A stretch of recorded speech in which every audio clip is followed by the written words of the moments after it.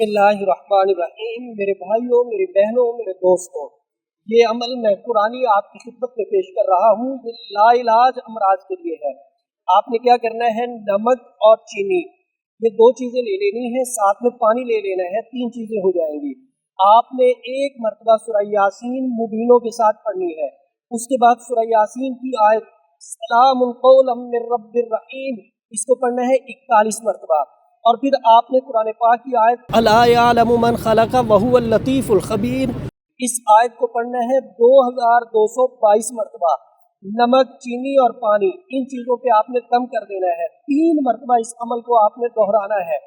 मरीज इन चीज़ों को इस्तेमाल करता रहे, नमक और चीनी सारी ज़िंदगी इस्तेमाल करे।